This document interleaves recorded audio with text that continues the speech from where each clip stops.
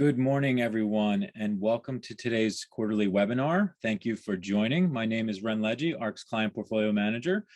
This webinar is part of a series of quarterly webinars that we do in partnership with Nikko Asset Management for our Asia Pacific clients. Today, I'm joined by Tasha Keeney, our Autonomous Technologies and Robotics Analyst. What we'll be covering today is a brief overview of the markets and our outlook. And then Tasha will be sharing some of her recent research around drones and autonomous technologies. And then we'll have about 20 minutes for Q&A. So just a few housekeeping items. You can ask questions at any time. We'll wait till the end to answer any live questions. We've had a number of questions submitted before today's session, so we'll take those first. As a reminder, today's call is being recorded. The information is for informational purposes only and does not constitute an offer, solicitation, or recommendation regarding any investment product or service. Any reference is not an endorsement by ARK nor a recommendation by ARK to buy, sell, or hold. Participants should determine for themselves whether a particular service or product is suitable for their investment needs or should seek professional advice for their particular situation. On today's call, certain statements may be statements of future expectations or other forward-looking statements based on ARK's current views and assumptions and involve both known and unknown risks and uncertainties that could cause actual results, performance, or events to differ materially from those expressed or implied. ARK does not assume any obligation to update forward-looking information, and all information discussed today is subject to change without notice. In addition, certain information was obtained from sources that ARK believes to be reliable. However, ARK does not guarantee the accuracy or completeness of information obtained from any third party. All right. With that out of the way, we can kind of move on to kind of our market outlook and really address kind of the various worries that are out there that the market is experiencing right now. And that's listed, those three are kind of listed on this slide. And we can kind of go through and talk about each of them. Cathie Wood, our founder, CEO, and CIO, goes into great detail on some of these issues and our outlook on her YouTube videos called In the Know. So I'm going to kind of just summarize some of those key takeaways and kind of provide some of that outlook that we're seeing in the market today. We've been experiencing a lot of volatility, so and there's reasons for that, and our outlook is actually quite positive. So the first here that you see is kind of around the policy mistakes in the US. We do believe that the odds of mistakes in the US have gone down, and a lot has to do with kind of the gridlock that we're seeing from both both houses of the US government, not just between the Democrats and the Republicans, but more so between kind of the moderate and progressive Democrats. So one of the more damaging policies that we see is really around taxes, and we're seeing that they will probably not go through. We're seeing that because the polls in some of these swing states and the upcoming midterm elections next year are an important indication of this. But many of those swing states are strongly against those tax increases. So we think that that $3 trillion bill could be whittled down quite a bit as we continue to negotiate through that. We're hopeful that the infrastructure piece will stay intact, but we believe that this division really lowers the probability of mistakes here. Now, when it comes to China, we do think that this is something that's very different going on. The movement to kind of support common prosperity really started with kind of the Ant Group and Jack Ma. That has gone really full circle back to financials as the Chinese government has cracked down on gaming and then online education and data sharing. And now they recently, a few weeks ago, had ordered the investigation into the regulators of financial institutions. So Cathie had mentioned and has talked about this about a month ago, that we would be looking back on, in a few months on this time period and saying, wasn't it obvious that China was going to kind of experience a potential slowdown? And I think at the time, if you go back about a month or two, many economists weren't factoring it into some of their forecast. And but what we've seen in recent headlines that and some of the reported economic data, that it's more and more likely that that slowdown in China will occur. Now we think that could cause a slower growth in demand for commodities that were recently at all-time highs. And we know that China does not want a recession, right? They're trying their hardest to keep the population happy. That's mainly through kind of the common prosperity kind of initiative. And we see that some of the biggest policy mistakes could come from kind of the financial services and not understanding how that regulation can cause kind of cascading effects. So this is something we've been keeping a very close eye on. It dates back to really towards the end of last year, back in November, when it began with the Ant Group and Jack Ma. So we've been really monitoring this kind of the potential geopolitical risks in China. And as a result, we have been lowering our exposure to China as we've seen kind of the thesis risk for many of the Chinese companies that we had owned increasing. So we've been leaning towards companies with low gross margins who are helping kind of the government achieve common prosperity. So getting kind of, going after more the tier 2, 3, 4 cities. And we're seeing that higher margin companies really don't fit with those government objectives. So we've been taking, when you look at kind of some of our broader exposures, we've taken a lot of that Chinese exposure down. We haven't been taken completely out. We've been targeting very specific areas where we think can benefit over kind of the medium to longer term. The other kind of fear is around inflation and rising interest rates. What we're seeing is that broad-based indexes have actually been strong, no matter what's happening, which is surprising, right? And I think that suggests to us that the bull market is getting stronger. It's not getting weaker. And if we do see a cyclical slowdown, the rotation back to strategies with higher growth rates will happen, and that could, that certainly could be putting innovation-based strategies at that potential advantage. We think kind of the crackdown, the cracks of deflation will actually occur first in kind of the fixed income market. And so we're starting to see another kind of expansion and rotation into the cryptocurrency market. We're seeing that really take place in the emerging markets. El Salvador is one of those countries that has adopted Bitcoin as a legal tender. And so this is opening more and more opportunities for cryptocurrency as a hedge against potential inflation. So we think that can kind of provide a diversification benefit. And we're starting to see institutions, we're starting to see emerging markets start to adopt Bitcoin. And so that is leading to a very bullish signal for us that cryptocurrency can continue to gain traction. On the commodity side, we're starting to see that prices are correcting. We've seen lumber, iron ore, copper, hit all-time highs and have bounced off those highs pretty dramatically. We've also seen kind of the dollar start to move up. That's another reason why we think commodities could potentially come down. One of the big exceptions here in commodities has been oil. And so many are very focused on, when we're talking about inflation, have been zeroing in on kind of the oil prices, and they've broke kind of the last lower high. And we've seen that the reason is not because of oil demand.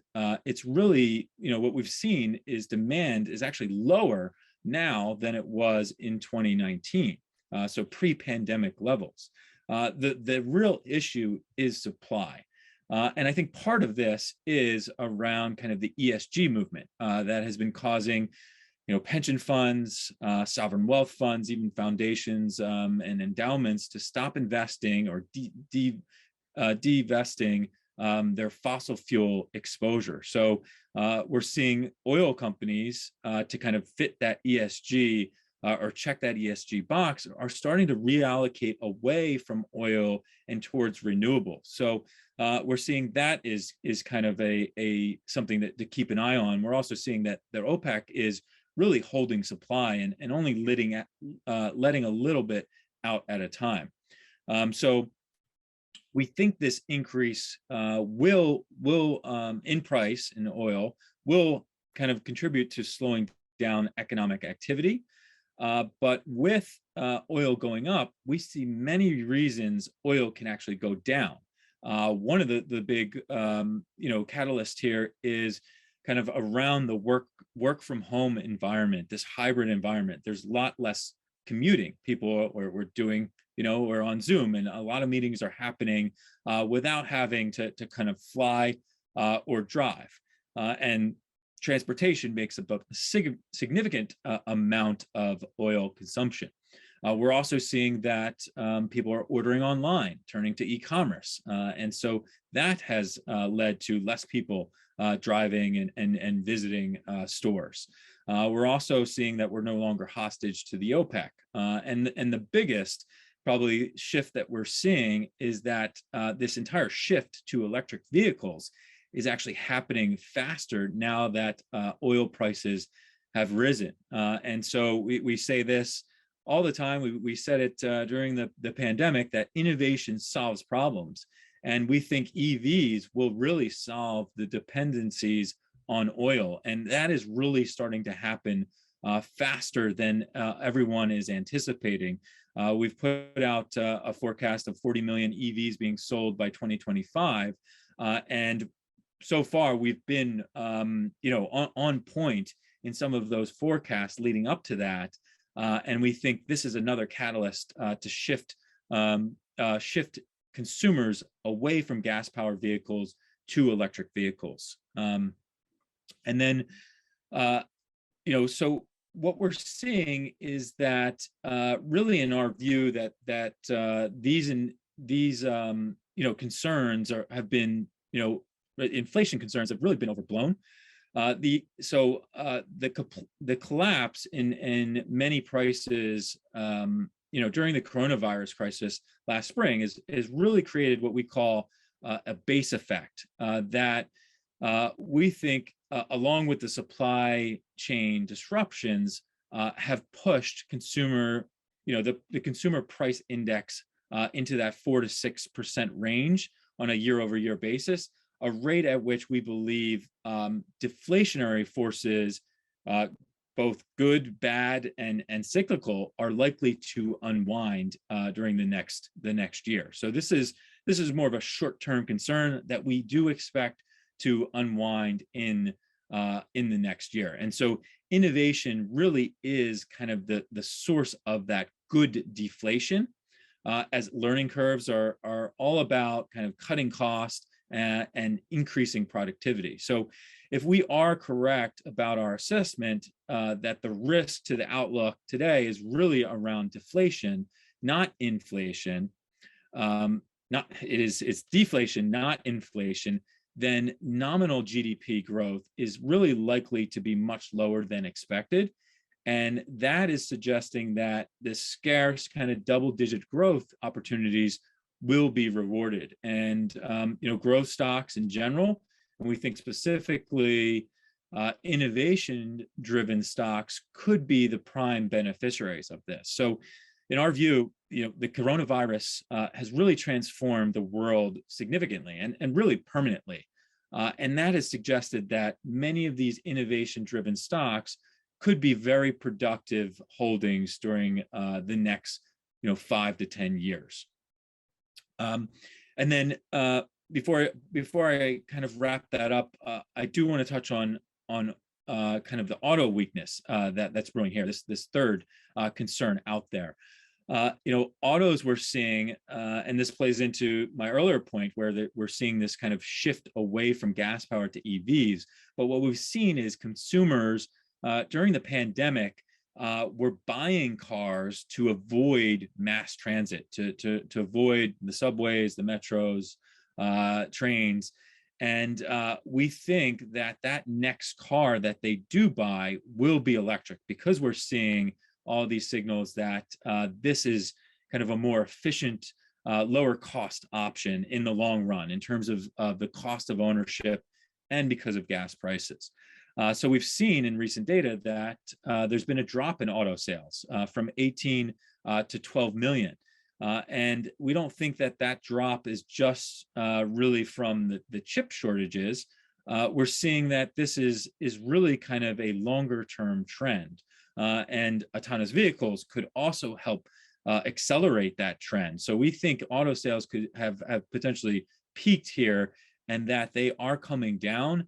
That is going to create kind of some weakness in the auto market, as we're seeing a lot of used cars could be ditched to purchase EVs. So that could put downward pressure on the used car market, which is up until recently at all-time highs. And so this is another going concerns, but we see companies like Tesla and these innovative companies that are focused on EVs that are actually benefiting from this shift. So the real risk is at kind of more the traditional auto manufacturers that have not really focused on shifting to EVs.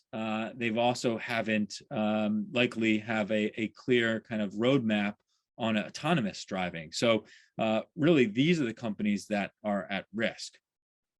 And before I turn it over to Tasha, just one thing to kind of note what we're seeing is that as we are getting ready for our Big Ideas 2022 publication, this is something we put out every year at the beginning, typically at the end of January of every year, which highlights several breakthrough technologies that we have high expectations for in the coming year. As we're looking at these 5 innovation platforms, we've been saying for the last year now that the artificial intelligence, DNA sequencing, robotics, energy storage, and blockchain technology will create roughly $75 trillion worth of business value and wealth creation over the next roughly 10 years, or by 2030. But some of the work that we've done specifically in AI has actually pushed that number up quite dramatically.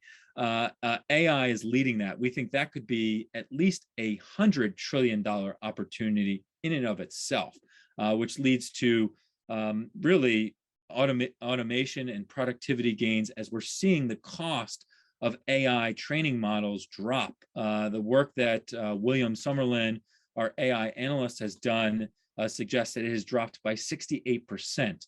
And so this is going to lead to that deflationary boom cycle and create a tremendous amount, in our view, according to our research, of growth opportunities. And so that number is now $200 potential trillion in market cap appreciation attached to those 5 innovation platforms. And I think the case is still true that many investors just don't have that exposure to innovation, and many were underexposed to innovation during the pandemic. They've seen how strong innovation sector has performed. We've seen since really mid-February, there's been kind of this shift away from growth to value, and a lot of capital has been flooding into and these are the best performing sectors: energy and financial services, which are 2 sectors that are more kind of, you would fit in the classical value or more cyclical.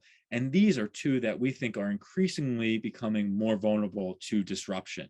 And so as a result, it is becoming even more important, we believe, to gain exposure to innovation, to hedge against that potential disruption, the shift away from fossil fuels to EVs, and then really within kind of the financial services being attacked on multiple fronts, one from digital wallets, and two from blockchain technology and cryptocurrencies as a store of value, Bitcoin, and now Ethereum in terms of decentralized finance.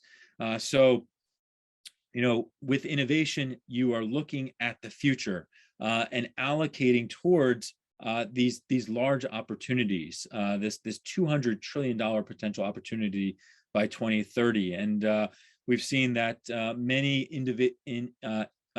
index-based strategies do not have exposure to a lot of these innovative areas. And so that's what we've been trying to provide our clients with that exposure. And this has created a very interesting entry point for those that are looking to kind of build their innovation exposure. As we've seen, everyone focused on value. We're seeing a lot of searches come up in value, and we've seen kind of the financial market being very reactive to this. And so this capital that's flooding into energy, financials, real estate could be at risk over the longer term. And so using that innovation as a hedge against that is becoming more clear and more imperative now more than ever. So with that, I will turn it over to Tasha to talk about some of her recent work in the autonomous space, specifically on ride hailing, and then maybe you can share some thoughts on drones as well. Sure, thank you, Ren. So, as Ren mentioned, we see the future of the auto industry as all autonomous and all electric. So we believe that all autonomous cars will also be electric vehicles.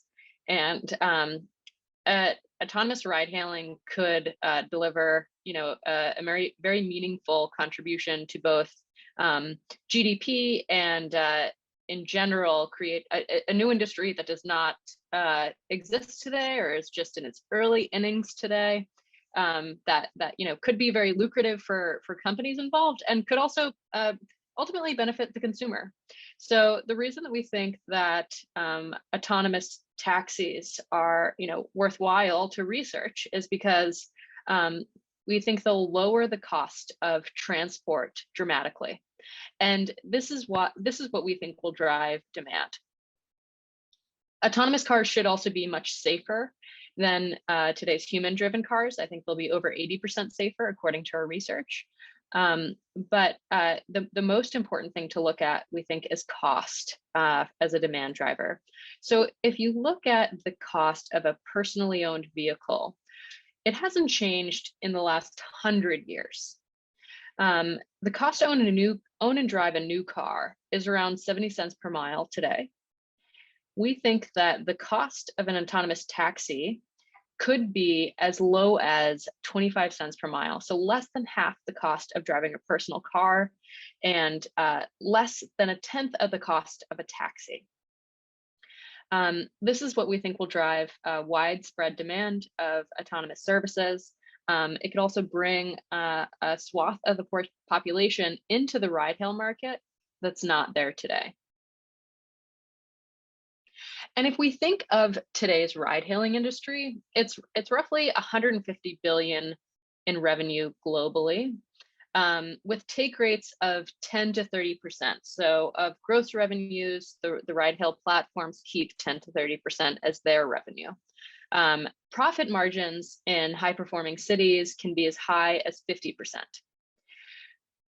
For autonomous ride-hail, we think that it could have a similar margin profile, so very attractive 50% margins, but the lower prices that we think could be brought about by autonomous technology could expand the total addressable market from that 150 billion to 6 to 7 trillion by 2030. And actually, the take rates here could also be much higher. So we've done an analysis looking at take rates across industries. We think they could be as high as 60%. And that's because an autonomous ride-hailing company is offering more value to the consumer at more attractive prices, but it'll also bring more convenience. We think overall this will be a better service.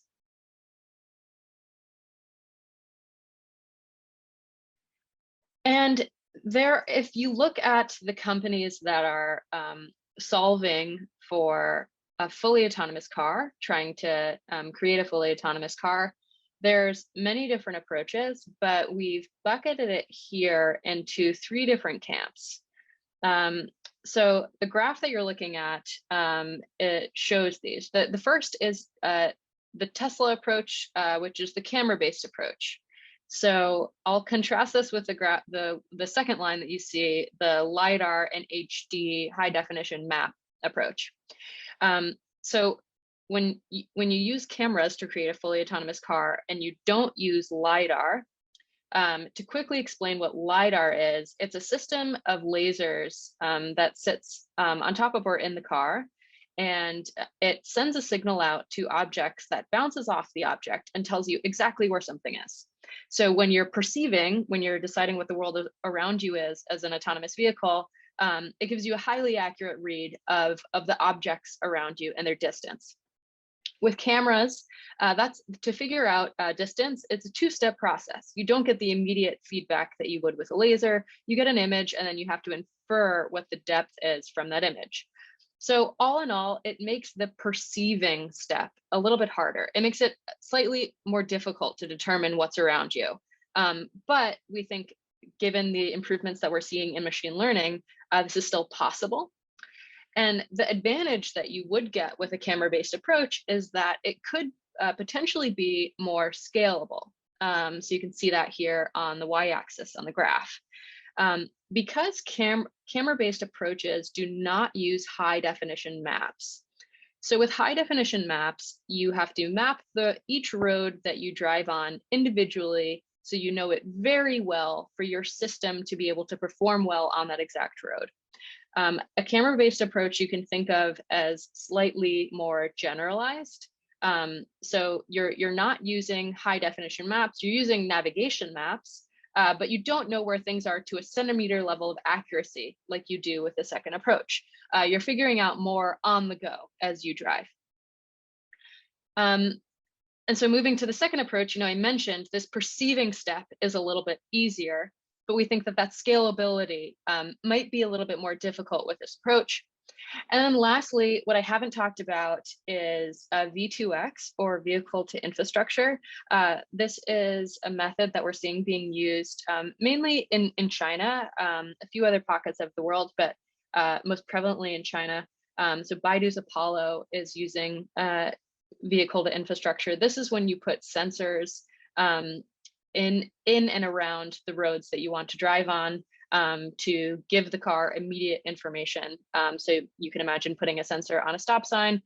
Then the sensor tells the car, hey, this is a stop sign, you should stop. So it makes this perceiving step, determining what's around you, slightly easier. But this actually might be the most difficult method to scale, because if you're relying on the sensors and infrastructure, you need to have them deployed everywhere. Of course, that is, a very large project to have them deployed in every road. So more likely, your car will also have to know how to not rely on the sensors. In other words, it'll be more akin to one of these other approaches, because you'll need to figure out things a bit more on the fly as well. So, I say all that, and as we think about the adoption timeline that we see for autonomous driving, all of these companies are, in the early innings of getting their autonomous cars on the road, and we haven't yet seen autonomy at scale. There are some pilot projects where you can get in a commercial autonomous vehicle. In fact, I rode in one earlier this year. I rode in the Waymo car, but those cars work only in a very small specific area. They're not widespread in multiple cities yet. So depending on which of these approaches works the best, that will affect what we see as the adoption timeline going forward. So you can see here on the graph that if Tesla is successful, the adoption of autonomous driving could be actually could happen much sooner, or at a greater scale sooner than we're expecting. If only the LiDAR HD map approach works, it actually might happen slower than we're expecting. And you can see the ARK forecast here in the middle. So the point is this, it's a very exciting time. These platforms are on the ground today, and I think within the next 5 years, we'll be able to see which strategies are successful. And another thing to point out as we look at the autonomous driving market globally is that we think that the demand response in the developed world will be more significant than the developing world. So the price of Uber on average today is about $2 per mile. So if you were able to profitably price a service at 25 cents per mile, that'd be a pretty significant drop. But as we look all over the world, Didi's service on average is maybe 50 to 60 cents per mile. So it is it's cutting the price in half, but the delta isn't as great. So it seems like because of the cost of human driving today and the differences across the world, that the demand response might be more pronounced in areas where ride hailing is at higher prices today. Of course, autonomous driving should eventually proliferate everywhere. It's a safer and more convenient. It is all around cheaper than today's cars. But we do expect the initial efforts to be aimed at these higher priced ride hail markets. And so to wrap up what I talked about today, we think that the platform providers for autonomous ride hailing services could generate more than $1 trillion in operating earnings by 2030. And we think that's the slice of the market that'll get the majority of the economics. These are the companies that provide the technology stack that actually have the software and the systems to make the car drive itself. We also see auto manufacturers, particularly auto manufacturers with successful electric vehicle strategies that are able to partner with the winning technology platforms. They also will hold a place in this market. We think that the opportunity for profit in the next 10 years could be about $250 billion for those auto manufacturers. And then lastly, fleet owners. You can imagine these would be companies that house, maintain the fleet. Companies like Avis or car rental services that need to pivot into this future of autonomous electric vehicles. They also might partner with technology providers and automakers potentially. And we see about 70 billion of profits roughly comparatively for this piece of the market. So all in all, we think that if you look in the next 5 years, the enterprise value for autonomous platform operators could scale to 3.8 trillion by 2025. And again, we're really only in the early days of this in the market. There might be some of this priced in, but largely this is going to create an entirely new opportunity in the equity markets for investing. And what's not on the slide, which I'll quickly mention, is we also think that the GDP impact from autonomous driving, because it'll save lives, it will reduce accidents, and it will turn what is now unpaid labor, you driving your car, not everyone is paid to do that, into paid services, that the global impact could be over roughly 26 trillion in the next 10 years in additional GDP, thanks to the value that autonomous driving provides.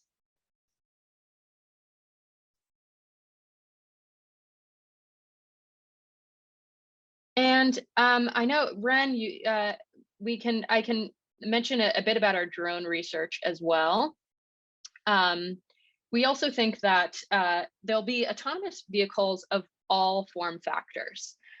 So I talked a lot about autonomous taxis today, but we think there could be flying taxis or electric vertical takeoff and landing machines that will be all electric. We imagine that these could deliver you, say longer distances, say from your house to the airport, or 10 to 15 miles, let's say, for the price of a taxi today. Or at the point that they're commercially available, you could take an autonomous taxi. The trip would take much longer, but it would, of course, be much cheaper. Another area of autonomous transport that we've done a lot of research on is delivery drones. Thanks to improvements in batteries, we're now seeing these autonomous electric drones take flight, and we think they could significantly reduce the cost of delivery. We think that a drone could deliver a package within a 10 to 15 mile area for just 25 cents. So that could totally change consumer shopping behavior. You can imagine that, today you have, let's say you have a pantry in your house, you have an area where you stock goods that you're planning to use, you keep a little pile of them. In the future, you might not even need that pantry or sort of stocking area, because you could get everything in demand very inexpensively and very conveniently with drone delivery.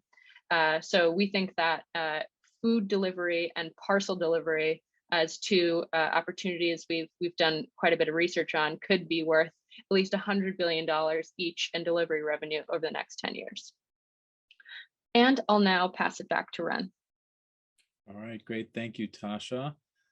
We do have a number of questions that came in live, but I do want to first address the questions that were submitted ahead of time. So let me pull those up and I can address each of those. And then if we have some, we should have time for a few of the live questions that have come through. So the first question that was submitted, I'm sorry, actually this first one is for you, Tasha.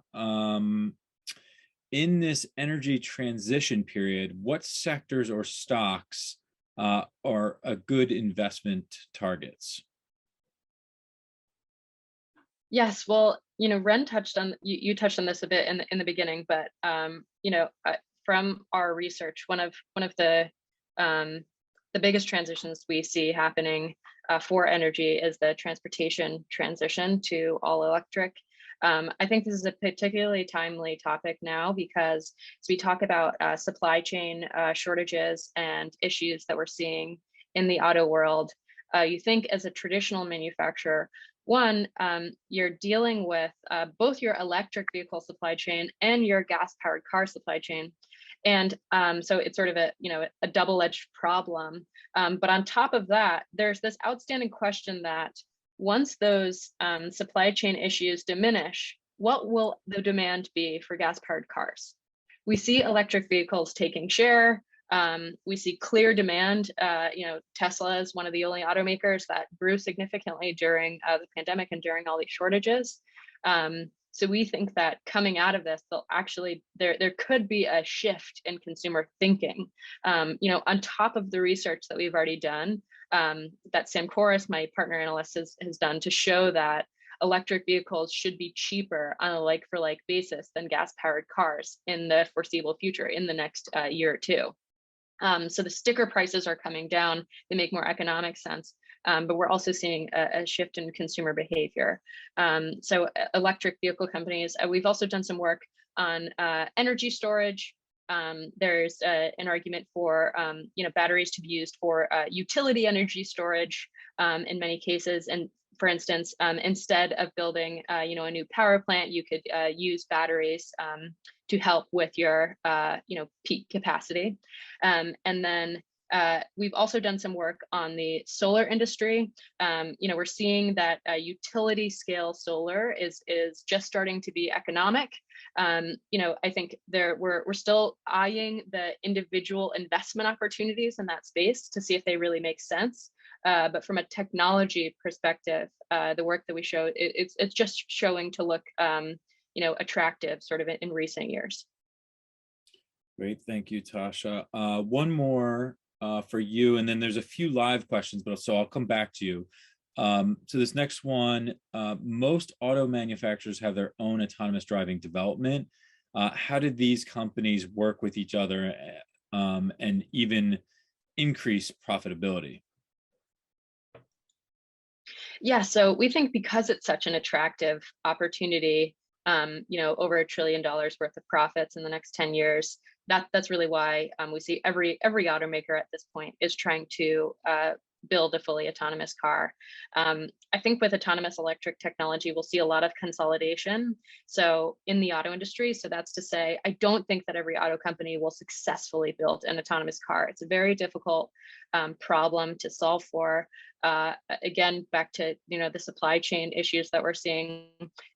Traditional automakers have a very complex supply chain. We're learning that the chip manufacturers are figuring out it's even more complex than they thought downstream from them to get to the automaker.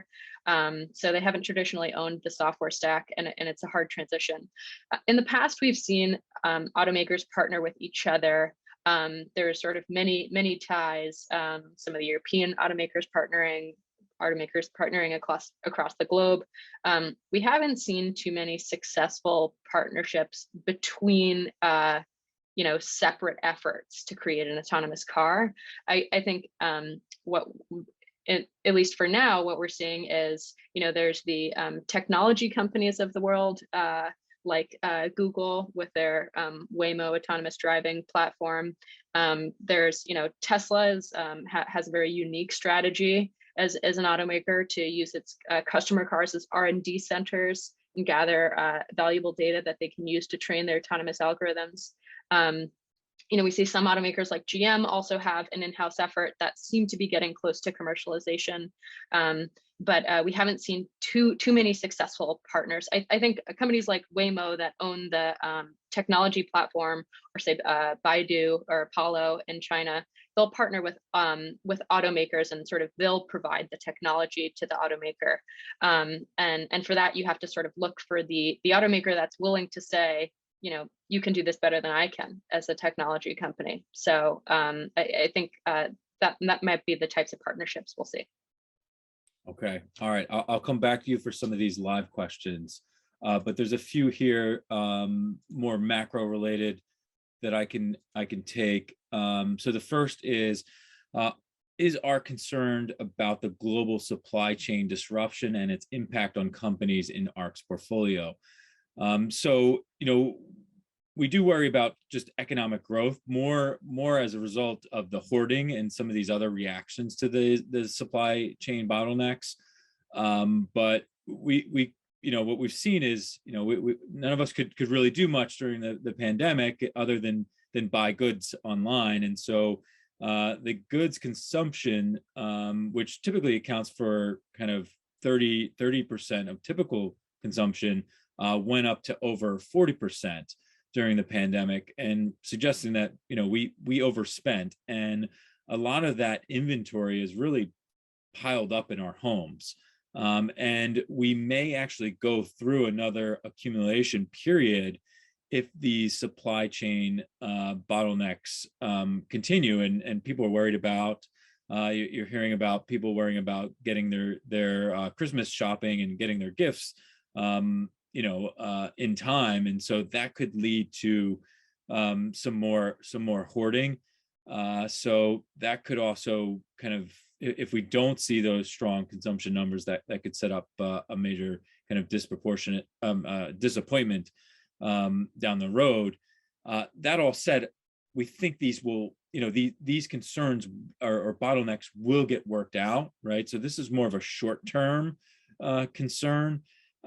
We do see that longer term they will be solved, and in some cases, innovation in some of the companies we own actually are benefiting from this.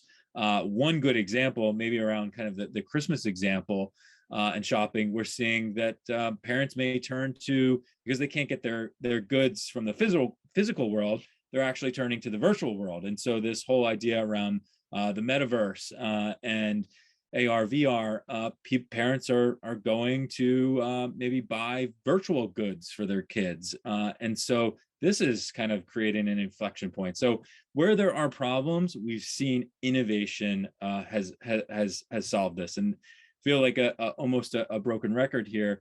But these concerns, I think, work out, and innovation tends to be the solution to many of these problems. So from a long-term perspective, we don't see it as an issue. Short-term, it could kind of create some increased volatility, but innovation will help with that. The next question we have is, your top holding Tesla has gained sharply over the last 3 months, but the disruptive innovation strategy was rather flat. Can you comment? So yes, and we've seen periods where Tesla has been surprisingly uncorrelated with the broader market. So we've experienced periods where the market has been down pretty significantly. This happened in Q4 of 2018, that comes to mind. Tesla was actually a positive contributor to the portfolio. And I think this is, there's a bigger point here, right? It's not just Tesla, but when you look at the underlying technologies that these stocks are associated with, right? If you take the 5 innovation platforms, or even if you break them down further, there's 14 kind of transformational technologies that we're focused on and investing in. And you look at those pure play stocks associated with those technologies, they're actually very low correlation between them. So they're, these stocks are moving in different directions. In other words, what's happening in genomics, say CRISPR gene editing, those stocks are not impacting what's happening in, Tasha's world, in autonomous, some of these autonomous technology companies, drones or driving. So we can use that volatility to our advantage and build these diversified portfolios. So, Tesla's one where we have very high conviction. It remains a #1 position, but we've recently been able to take some profits and redeploy them into other areas. For instance, AI and some of the stay-at-home stocks that we think have been kind of disproportionately punished, genomic stocks as well, and kind of play into that weakness because of our longer-term expectation is high for these opportunities. So I think that's a good thing, that we're seeing some positions kind of perform better than others. We can use that to our advantage. The next question is around deflation. So is ARK concerned on deflation? When would be the right time to be concerned? So I mentioned earlier, there is good deflation, there is bad deflation, and we think innovation is setting us up for this good deflation, which is a deflationary boom cycle. So kind of combined with the cyclical drop in commodity prices, we are anticipating kind of response to shift, really the shift in incremental consumption away from goods to services, and that could be the result of bad deflation, right? Now, services are an area where they're turning to, for instance, some of the software as a service names that we own, that we can benefit from. And so what you see, kind of the goods, traditional goods, has been more cyclical, more value oriented, and so we have very little exposure to many of those stocks. So we should benefit relative to other other strategies, even in the case of that bad deflation. But really, kind of the deflationary ramifications associated with this kind of convergence between these technologies is, we think, could be very profound. And so we've seen with these learning curves, when it comes to genomics, these battery pack systems, industrial robots, 3D printing, another area that Tasha covers. This will lead to these cost declines, and this is going to really unleash waves of demand for new products and services, many of which we probably can't even imagine at this time, and that's good deflation. And that's one that we, are expecting, and we think innovation will benefit from that and drive that. So that's how we. So really, not good deflation, not a concern. Bad deflation could be concerned, for those cyclical value-oriented investors. The next question is, what are the impacts of inflation to technology stocks? So, again, and I kind of touched on this, so I don't want to repeat too much here, but we think this could be positive, right? Inflation related to oil, we're seeing that shift from gas power to EVs, with physical goods being more expensive, people are turning to virtual goods. So technology is deflationary. So, we're seeing that, parts of the market within technology, mainly innovation, would benefit in many of areas as it relates to innovation. Another question we got here, has ARK come across BrainChip with a new AI chip called Akita?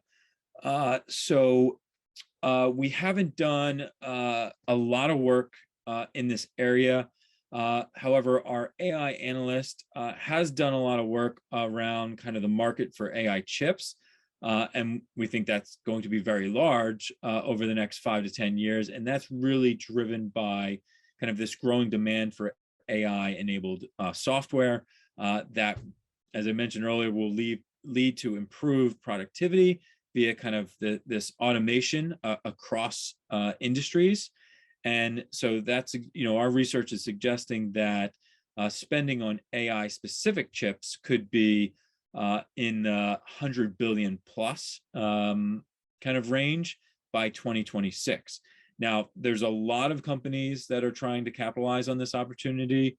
We see, the incumbent NVIDIA being kind of the leader here. Intel is doing everything they can to kind of catch up. We're seeing a growing number of smaller players starting to experiment with kind of new architectures and trying to kind of really push the edge on what's possible on AI training and inference.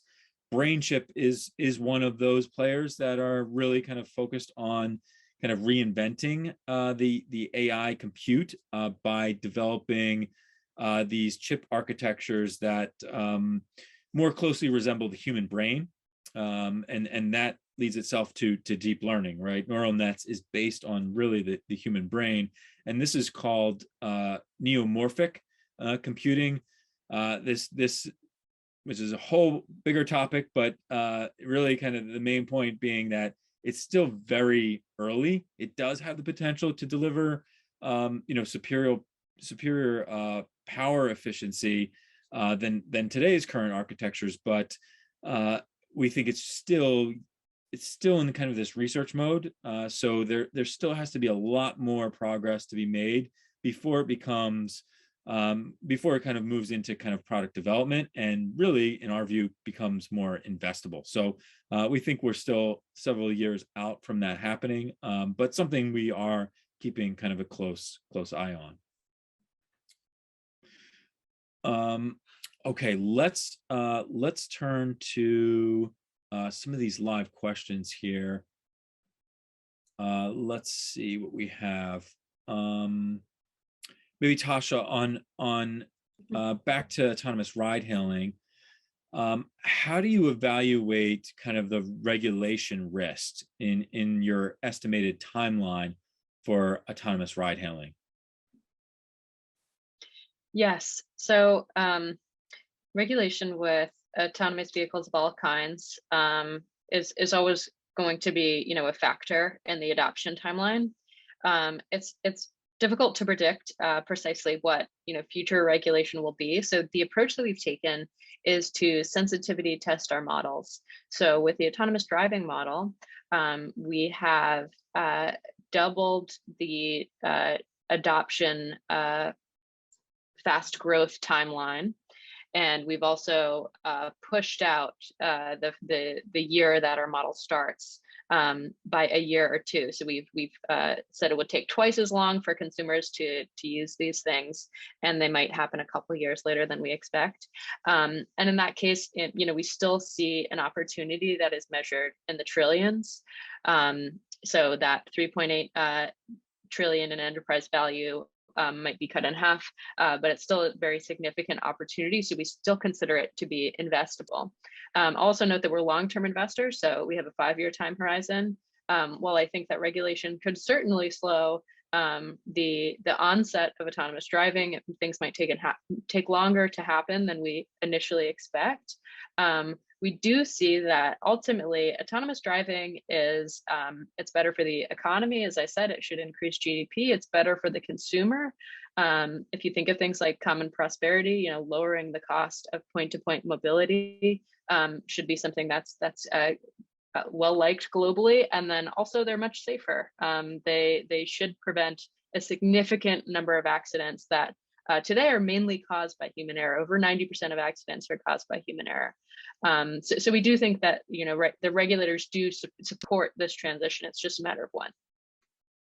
Okay, thank you. Another question we have. So Elon Musk publicly expressed Missy Cummings' prejudice against Tesla. How do you view the impact of her appointment as NHTSA consultant on Tesla's autonomous driving? Yes. So with NHTSA here in the US, again, as I mentioned, I think this could be something where, sure, the rollout could be slowed down, but we ultimately see there is a great opportunity for Tesla and autonomous driving.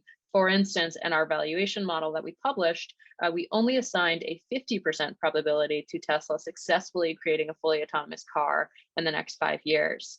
But even that 50% chance is quite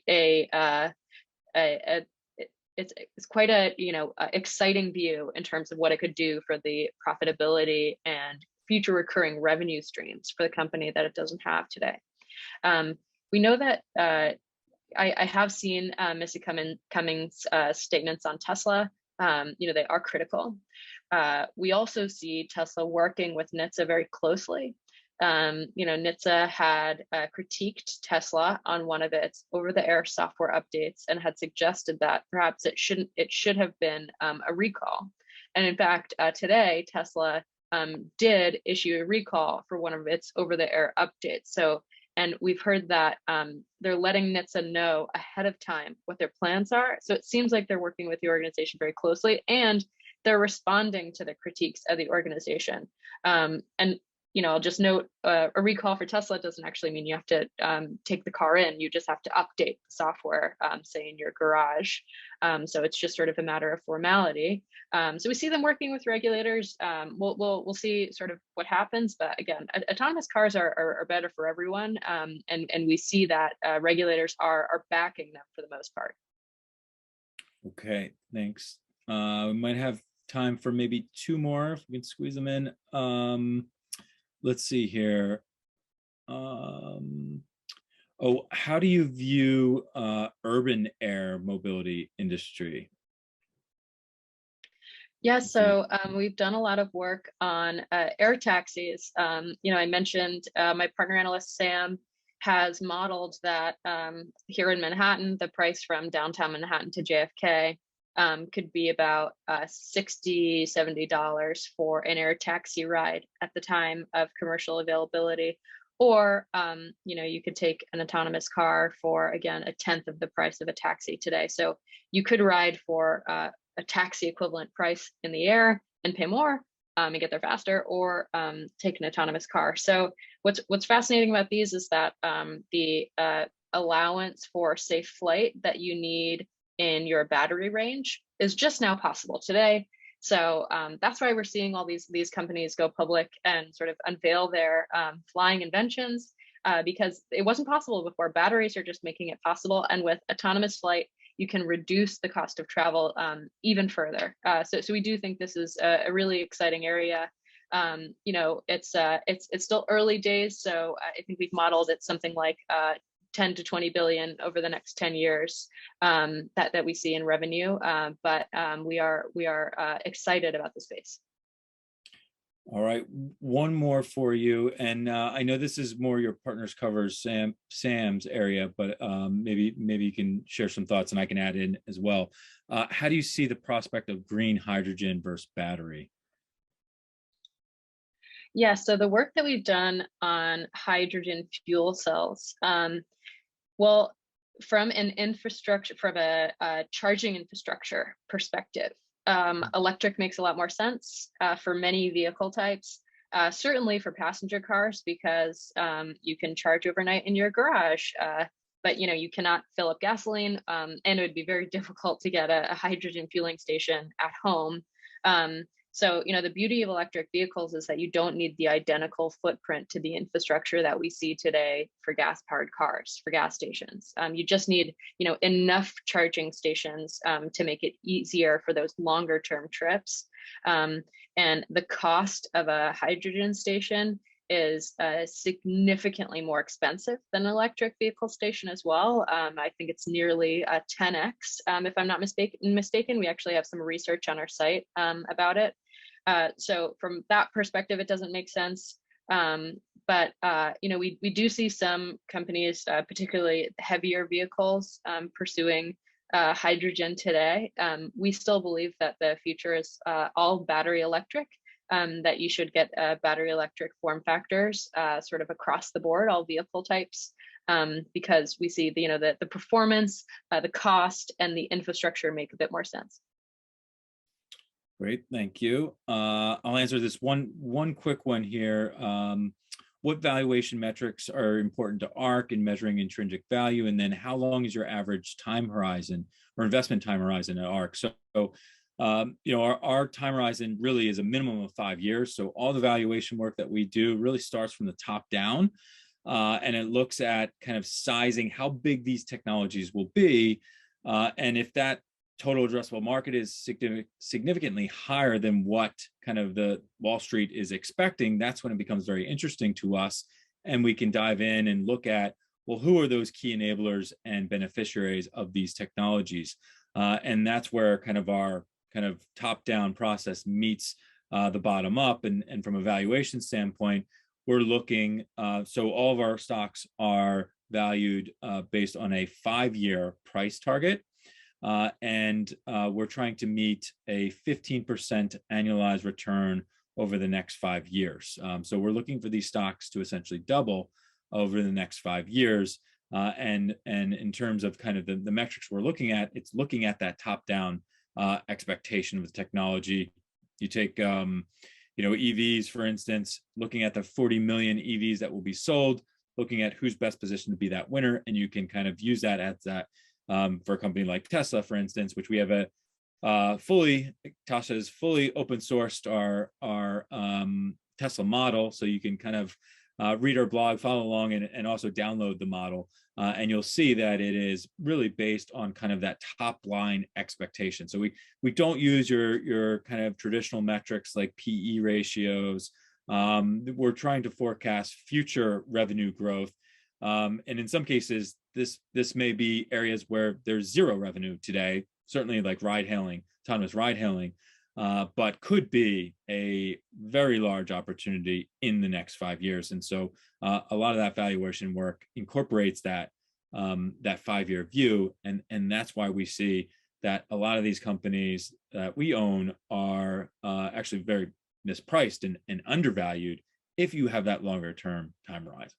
So I know we are over here, but I do want to, again, thank everyone for joining today's call. And if there are any further questions, I know we didn't get to all of the live questions, but if there's any questions on any of the technologies or any of the products that we've partnered with Nikko on, attendees can reach out to their Nikko sales representatives and we'll work with them to get back responses.